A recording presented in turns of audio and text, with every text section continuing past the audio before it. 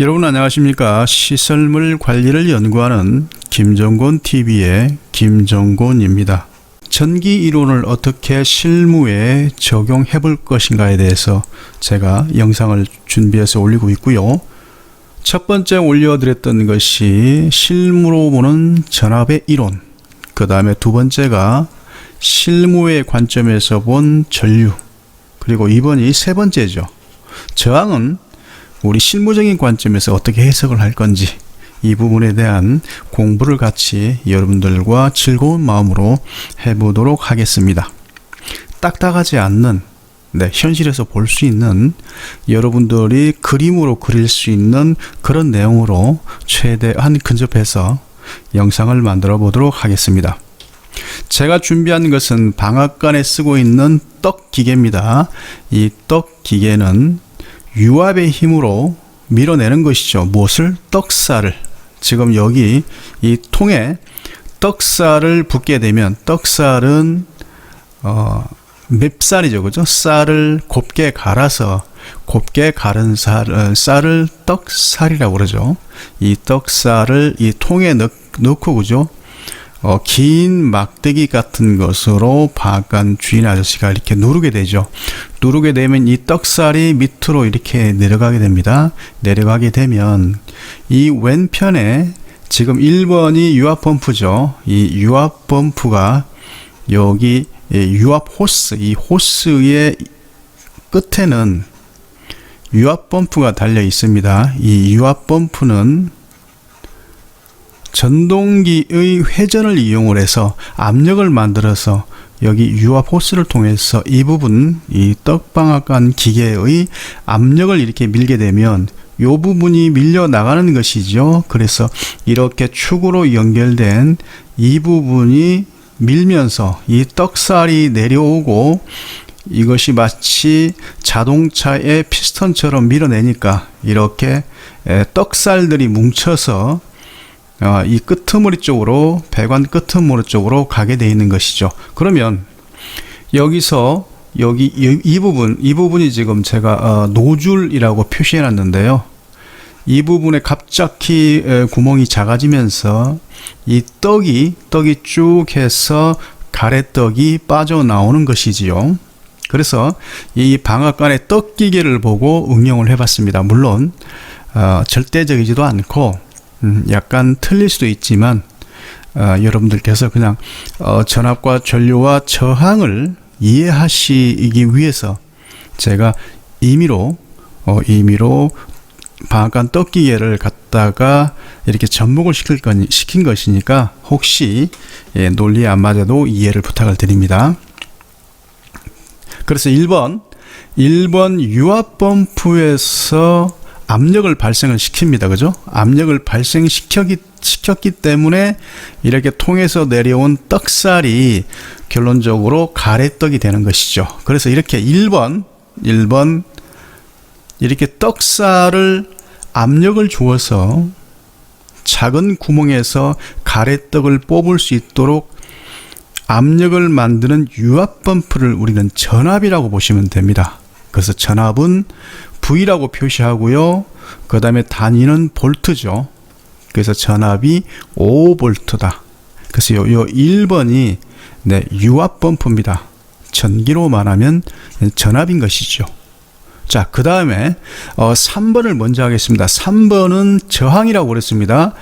이 노즐이, 3번에 있는 노즐이 큰 구멍에서 작은 구멍으로 이렇게 구멍이 줄면서 굵게 있던 떡살이 곱게 가래떡이 빠져나오는 것이지요. 그래서 떡살을 밀어내는 힘 때문에 전압에 의해서 유압 펌프에 의해서 이 떡살이 빠져나오는데 구멍이 작기 때문에 쉽게 빠져나오지 못하죠. 그래서 작은 구멍으로 밀려 나올 때 이것을 저항이라고 한다.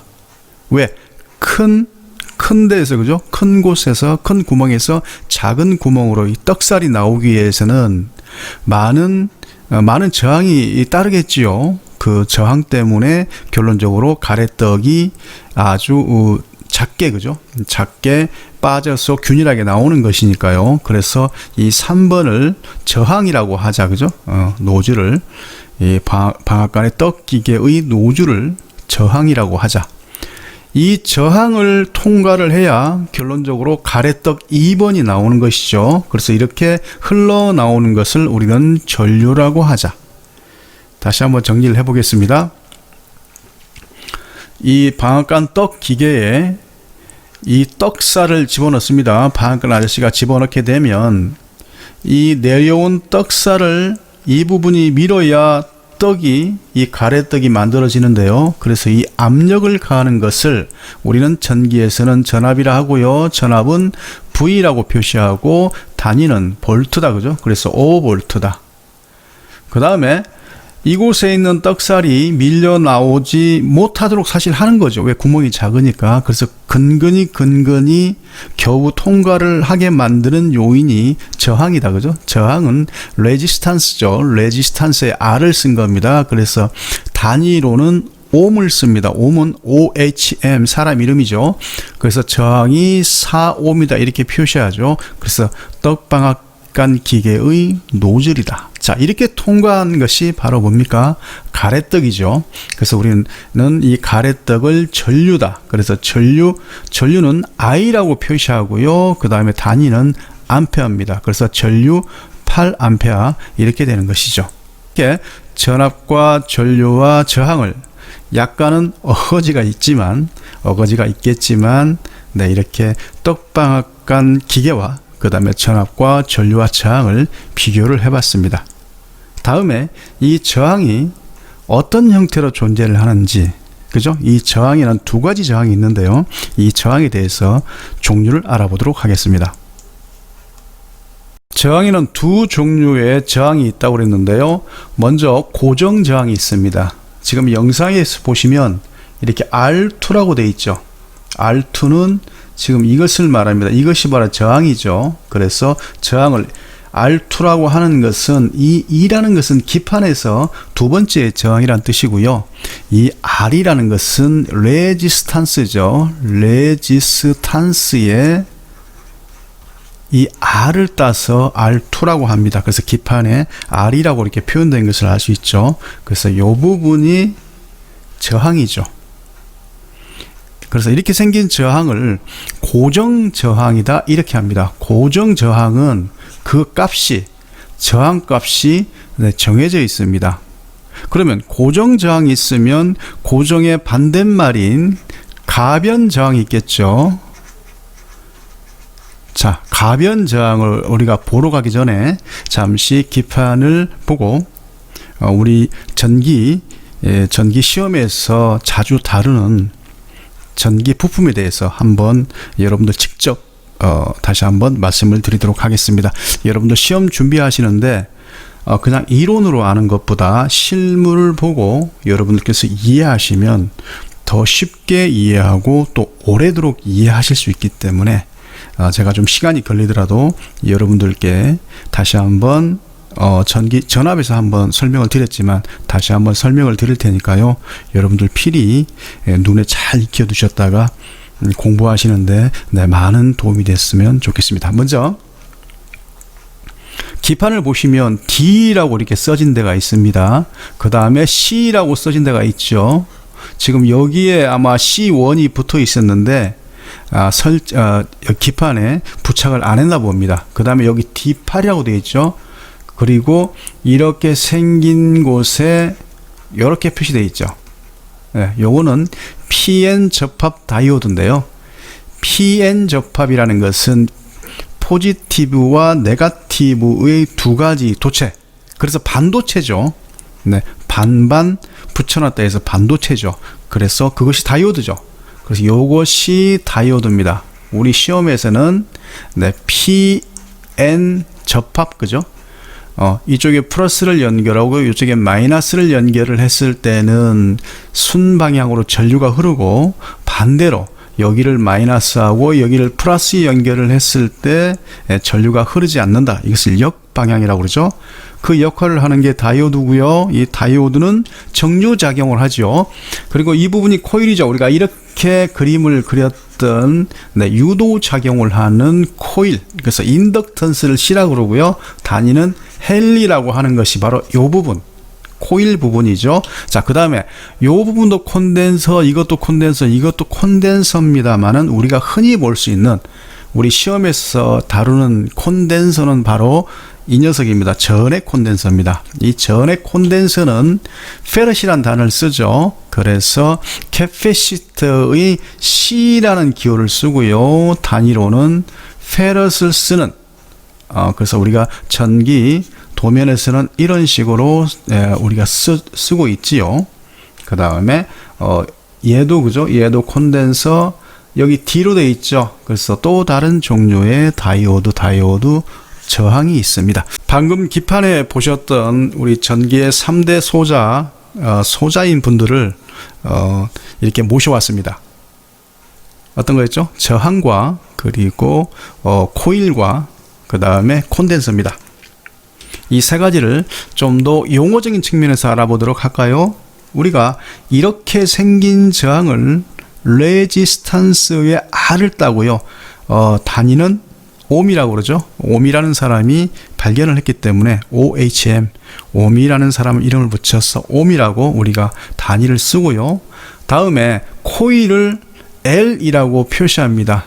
네, 인덕턴스, 유도 능력이죠. 인덕턴스. 그래서 유도 능력을 우리는 단위는 헨리라고 그래요. 기호는 L이라고 쓰고요. 다음에 단위는 헨리라고 씁니다. 다음에 우리 콘덴서죠. 지금 콘덴서가 보면 20 마이크로페럿 200V 이렇게 되어 있죠. 이 전액 콘덴서의 기호는 C라고 씁니다. 이 C는 캐패시터의 C를 쓰고요. 다음에 단위는 용량 단위는 페럿을 씁니다. 자, 그래서 이렇게 우리 3대 소자를 알아봤고요. 이 3대 소자를 우리가 기호로 쓸 때 저항은 마치 톱의 톱날처럼 이렇게 쓴 것을 저항이라 하고요. 그 다음에 스프링처럼 이렇게 감아놓은 것을 코일, 그 다음에 마치 우리 컵라면 먹을 때 나무젓가락 2개를 이렇게 펼쳐놓은 것처럼 생긴 것을 콘덴서라고 합니다. 자, 여러분 콘덴서를 건전지하고 전지하고 헷갈려 하시면 안 돼요. 전지는 이렇게 한 놈은 길고 한 놈은 짧고, 이것을 건전지라고 한다. 긴 쪽을 플러스라고요. 이쪽을 마이너스라고 그러죠. 이것을 우리는 건전지라고 한다. 콘덴서는 어떻게 돼요? 길이가 같죠. 그래서 콘덴서는 길이가 같다. 여기에 직류를 연결을 했을 때요. 여기 직류를 연결을 했을 때와 그 다음에 교류를 연결을 했을 때 RLC 직렬혈하고 완전히 다르죠. 임피던스라는 것이 이 교류를 연결을 했을 때 임피던스라는 게 나오죠. 그래서 인덕턴스, 임피던스, 리액턴스, 앞에 올렸던 전압, 그 다음에 전류, 저항, 그 다음에 이제 임피던스, 리액턴스 이렇게 계속 시리즈로 여러분들 실무와 이론을 계속 접목시킬 수 있도록 제가 준비를 하도록 하겠습니다. 자, 그래서 이 코일과 콘덴서는 다음에 한번 보시도록 하고요. 이 저항은 커서 좋은 게 있고요. 작아야 좋은 게 있습니다. 그래서 왜 그런지 이 저항에 대해서 먼저 소개를 다시 한번 드리고 설명을 드리도록 하겠습니다. 자, 저항이라는 것은 CU는 편의점이 아니고요. CU는 구리입니다. 구리를 우리가 원소 기호를 얘기할 때 CU라고 그래요. 이렇게 구리를 가지고요. 이렇게 구리 파이프 위에 고무 절연체로 이렇게 도포를 한 거, 이게 뭡니까? 전선이죠. 이렇게 만든 전선이 자, 요것을 길이라고 하고요. 다음에 요거를 단면적이라고 그러죠. 좀 이따 설명을 드릴 겁니다. 요 단면적이죠. 그래서 자, 요렇게 만들어져 있어요. 그래서 저항이 커야 좋은 것은 절연저항입니다. 절연저항이라는 것은 무엇이냐면요. 지금 여기 구리하고, 그죠? 이 구리하고, 이 고무 절연차하고, 메가 테스트기는 이렇게 되는 거예요. 메가 테스트기는 이렇게 생겼어요. 그래서 여기에 이렇게 게이지가 있어요. 게이지가 있어서, 얘가 전류를 쏘는 거예요. 그죠? 이 메가 테스트에서 전류를 쏘게 되면, 이게 만일 고무절연체하고 이 구리하고의 절연이 좋으면 전기가 전류가 통하지 않겠죠. 그래서 바늘이 움직이지 않아요. 그래서 만일 절연이 좋지 않으면 이렇게 0쪽으로 가고요. 절연이 좋으면 무한대에 가만히 있어요. 그래서 이렇게 측정해 보면 절연 저항이 큰 것은 움직임이 없죠. 그 말은 뒤집어서 말하면 누설 전류가 없다라는 거예요. 그래서 이 구리와 그 다음에 고무 절연체 간의 절연 저항이 커야 절연이 좋아야 누설 전류가 발생되지 않기 때문에 이때의 저항, 즉 절연 저항은 큰 게 좋아요. 자, 다음에 저항이 작을수록 좋은 것은 바로 이 도체 저항입니다. 자, 왜 그러냐면 이 도체 안에는 이 로우라는, 제가 뒤에 다시 설명을 드리겠습니다. 이 로우라는 이 지금 자그마한 알갱이들이 있죠. 이것이 고유 저항이에요. 우리가 고유 저항을 로우라고 그래요. 고유 저항은 각 그 금속마다 가지고 있는, 그 금속만이 가지고 있는 고유 저항이라는 것을 말하는 거예요. 특수한 저항. 그래서 구리면 구리, 알루미늄은 알루미늄. 걔네들은 태어날 때부터 고유 저항을 지껏만 가지고 있는 겁니다. 그래서 이 저항은, 이 고유 저항이 크면 어떻게 됩니까? 고유 저항이 크면, 이런 알갱이들이 크면 나중에 전류가 이렇게 지나가게 될 건데요. 이 전류들이 여기 피 터지게 부딪히게 돼 있어요. 그래서 이 고유 저항이 많으면, 고유 저항이 크면 결론적으로 전체 저항이 커지기 때문에, 저항이 커지면 안 좋죠. 전류가 흘러가야 되잖아요. 그래서 그러잖아요. 그죠? 그래서 여기 보세요. 전류는 이 전류에 흐르는 것은 크기는 저항에 반비례하고 그 다음에 전압에 비례한다. 오음의 법칙이죠. 자, 다시 한번. 오음의 법칙은 도체에 흐르는 전류는 그 도체에 가해진 전압에 비례하고 야에 비례하고 그 다음에 저항에 반비례한다. 그래서 이 도체 저항이 작아야 전류가 싱 하고 흘러가겠죠. 그래서 도체 저항은 작아야 좋다. 이제 절연 저항과 도체 저항을 아시겠죠. 자, 이제 고정 저항을 말씀을 드렸어요. 고정 저항이 어떤 거였죠? 그 값이 변할 수 없는, 그 값이 정해진 고정 저항이 있죠. 다음 이번에는 가변 저항으로 가보겠습니다. 고정 저항에 이어서 가변 저항을 소개해 드리도록 하겠습니다. 여기 지금 보면 가변 저항부라고 되어 있죠. 그래서 이 부분이 사실은 가변 저항입니다. 그래서 이 가변 저항을 설명드리기 위해서 우리가 예전에 썼던 라디오에 대해서 잠시 설명을 드리고요. 그래서 이 가변 저항이 어떻게 사용이 되고 있는지 그 부분에 대한 내용을 말씀을 드리도록 하겠습니다. 자, 여기 지금 방송국이 있습니다. 우리가 사는 이 공중의 전파, 우리가 사는 공중에는 여러 가지 전파들이 막 날아다니고 있죠. 그래서 여기를 만일 우리가 KBS 방송국이라고 한다라면 이 KBS 방송국에 방송을 했던 내용이 이 안테나를 통해서 전파를 쏘는 거죠. 그래서 이 전파를 받는 부분이 이 라디오의 동조부입니다. 이 동조부에서 이 전파를 받는 것이지요. 이렇게 동조부에서 받은 전파는 그냥 사용할 수 있는 게 아니고요. 이 라디오에 220V의 전원을 꼽아서 여기 220V의 전원을 이 플러그에 꼽게 되면 전원부에서, 그죠? 아까 방금 보셨던 다이오드 보셨죠? 이 다이오드에 의해서 교류를 직류로 만드는 것이죠. 그 다음에 220을 바로 쓸 수 없기 때문에 보통 3에서 6V 정도의 DC 볼트를 여기에 사용하는 것이죠. 그래서 여기 전원부에서 그 전원을 다운을 시키고 직류로 만든 다음에 동조부에 당연히 전원이 들어가야 역할을 하겠죠. 그 다음에 이렇게 받은 KBS의 그 음성 신호가 그 양이 소리가 작기 때문에 큰 증폭부에 가서 그 소리가 큰 음성 전류로 이것이 증폭이 됩니다. 그래서 증폭부죠. 이렇게 증폭된 음성 신호를 만일 이 스피커에 만일 그대로 보낸다라면 계속 그 맥시멈, 그러니까 이 라디오가 낼 수 있는 최대의 크기만 소리가 여기에 들리면 도저히 못 견디겠죠. 라디오를 틀 수가 없습니다. 그래서 이 음성 신호를 내가 원하는 소리의 크기만큼 만들기 위해서 이 음성 전류를 제한시키는 것이 가변 저항입니다. 그래서 가변 저항의 원리는, 자, 이렇게 하나가, 전류는 두 개가 들어가야 되죠. 이렇게 하나의 전류가 들어가게 되면 또 하나의 전류가 들어가야 이 스피커에서 소리가 나겠죠. 그래서 하나의 전선으로 이렇게 음성 신호가 들어가고 나면, 자, 또 하나의 음성 신호가 들어가야, 그죠? 이게 회로가 구성이 되기 때문에 여기에 저항을 이렇게 달아놨습니다. 저항을 달아놓고 요 스위치를, 손잡이를, 볼륨의 손잡이를 돌리게 되면 이 부분이 있죠. 이 부분, 이 화살표가 이 볼륨 레벨 조정기에 의해서 왔다 갔다 하는 것이죠. 요 안에 왔다 갔다 하면서 이 저항을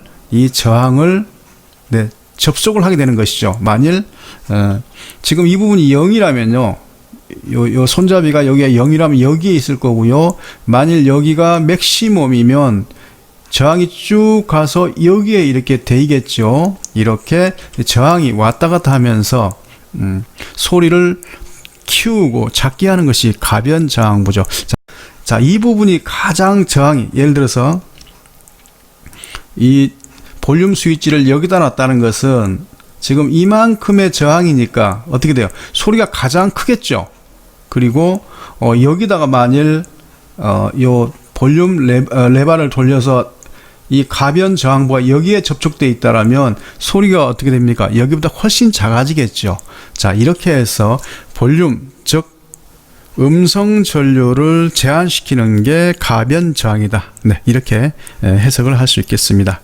자, 그러면 이제 본격적으로 이런 역할을 하는 저항이 어떻게 생겼는지, 그리고 전류와 어떤 관계고 전압은 또 어떤 관계인지, 그 부분으로 넘어가도록 하겠습니다. 그 용량을 변화시킬 수 있느냐 없느냐에 따라서 고정 저항과 가변 저항으로 나눌 수 있듯이 이 저항이 각 파이프처럼 생겼느냐, 지금처럼 이것처럼, 그죠? 각 파이프처럼 생겼느냐 또는 쇠 파이프처럼 생겼느냐에 따라서 그 저항값을 구하는 공식이 달라집니다. 자, 저항은 여기서 보는 것처럼 이렇게 귀여운 땅콩처럼 생겼죠. 그래서 이 저항에는 띠가 이렇게 있습니다. 이 띠를, 그죠? 이 띠를 가지고 우리가 저항값을 읽었던 시절이 있습니다. 요즘은 멀티 테스트가 워낙 좋아서 바로 이 저항 양단에 리드를 대고 잴 수 있기 때문에 그닥 그렇게 이 띠를 중요 여기지 않지만, 그죠? 이 색깔에 의한 저항값을 우리가 공부한 적이 있습니다. 오래된 얘기죠. 그래서 이 저항값이 이 멀티 테스터로 쟀을 때 이 저항값이 나온다는 것은 뭐냐면요, 요 안에 고유 저항이라는 알갱이가 있다는 얘기입니다. 이 고유 저항이 무엇이냐? 이 고유 저항을 제가 지금 공식을 써놨죠. 이 저항은 로우 곱하기 A분의 L ohm이다. 요 공식에서 이게 나옵니다. 요것이 바로 로우고요. 우리가 이렇게 쓰고 읽을 때는 로우라고 읽습니다. 그래서 로우는 고유 저항이다. 그럼 고유 저항이 무엇이냐면요, 그 금속체, 이 세상에 존재하는 그 금속체만이 가지고 있는 그 금속체만의 독특한 저항을 고유 저항이라고 그래요. 그래서 이 전류가 흘러가게 되는데요. 어디로? 고유 저항을. 자, 보세요. 제가 지금 건전지를 준비해 놨죠. 건전지의 전압이 1.5V인데 전압은 우리가 무시를 하도록 하겠습니다. 그래서 이렇게 튀어나온 부분이 건전지의 플러스 부분, 그리고 이렇게 널찍한 부분이 마이너스죠. 전류는 어떻게 흘러갑니까? 플러스에서 마이너스로 흘러가니까요, 이 방향으로 전류 I가 흘러가는 것이죠. 그래서 그냥 흘러가는 게 아니고 이 스위치가 닫혀야, 이것을 뭐라 했습니까? 여기에 다람쥐를 놓고 도망을 못 가도록 만든 게 폐로라고 그랬죠. 그 다음에 이렇게 열려 있는 것을 개로, 그래서 이렇게 닫으면 폐로가 됩니다. 폐로가 되면 여기 전류가 여기를 신나게 가는 것이지요. 자, 이 도체에서 신나게 왔는데 저항에 이르러서는 신나게 갈 수가 없습니다. 왜냐하면 여기에 고유 저항이 있기 때문에 이 고유 저항들의 총합을 저항이라고 하는 것이죠. 그래서 이렇게 전류가 갔을 때, 자, 이번에는 여기다가 좀 이렇게 풀이를 해서 그림을 그려놨습니다. 그래서 우리가 우리 전기에 있어서 회로를 그릴 때 이 건전지를 이렇게 그립니다. 어떻게 해요? 플러스는 길게, 그 다음에 마이너스는 짧게. 그래서 긴 쪽이 플러스고요. 이 건전지입니다. 짧은 쪽이 마이너스입니다. 그래서 플러스에서 마이너스 쪽으로 전류가 흘러가는데, 이게 지금 도체입니다. 도체인데 제가 전류를 흘러간다는 개념으로 잡기 위해서 배관을 만들어 놨고요. 그 다음에 이것을 스위치라는 개념보다는 밸브라는 해석을 하면 되겠죠. 그래서 배관에 물의 흐름을 정지하고 통과시키는 게 밸브니까, 자, 밸브를 달아서 밸브를 열게 되면 전류가 신나게 달려가겠죠. 여긴 도체니까요. 도체는 저항이 작습니다. 도체는 저항이 없는 게 아니고요. 도체는 고유 저항이 작습니다. 그리고 우리가 임의로 만드는 텅스텐이나 필라멘트 이런 것은 저항이 크죠. 그래서 신나게 달려왔던 이 전류들이 여기를 흘러왔을 때는 재밌게 흘러왔는데, 이 저항을 만나면 이제 여기서부터는 얘네들이 피 터지게 싸워야 됩니다. 왜냐하면 여기 고유 저항을 피해가면서 부딪혀가면서 이 야가 가야 되거든요. 이렇게 이제 흘러가기 때문에 어떻게 돼요? 많이 힘들죠. 전류가 하나만 있는 게 아니죠. 여러 개의 전류가 피 터지게 가다 보면 여기에 있는 고유 저항과 전류가 맞부딪히게 되는 것이죠. 부딪히고 가고 부딪히고 가고. 그래서 열이 납니다. 그래서 고유 저항이 굉장히 많은 거, 그리고 어떻게 됩니까? 전기 골로가 되겠죠. 또는 히터가 되겠죠. 그게 바로 전기 히터입니다. 열을 많이 내는 거. 그죠? 그 다음에 이것을 길게 늘려가지고 열을 좀 적게 낼 수 있는 게 뭡니까? 전기장판이겠죠. 네, 이런 역할을 하는 게 바로 저항의 역할입니다. 그래서 전류가 여기에 부딪히게 되면 어떻게 부딪힙니까? 저항에다가 부딪힙니다. 보십시오. 부딪히는데 어떻게 부딪히냐면요, 저항의 I가 곱하기로 부딪힙니다. 그래서 요 저항에 전류를 곱하게 되면 뭐가 되냐면요, 여기 걸어준 건전지 전압이 되는 것이에요. 그래서 V는 IR이라는 공식이 나오죠. 여기서 나오는 공식이 전압은 전류 곱하기 저항이다. 그래서 여기에서 또 나오는 공식이, 이것을 응용을 하게 되면 I는 R분의 V고요. 저 I와 R이 왔다 갔다 할 수 있는 거죠. 그래서 R은 I분의 V가 되는 것이죠. 자, 이런 공식들이 이곳에서 만들어진 것이죠. 이런 실무적인 부분에서 사실은 만들어진 것입니다. 전기 이론이 여러분들 굉장히 어렵게 느껴지시겠지만, 실제로 오랜 동안 전기 이론을 공부를 하고 실무에 근무를 해보시면요, 거의 대부분의 이론, 공식들이 다 실무와 접목이 된다는 거.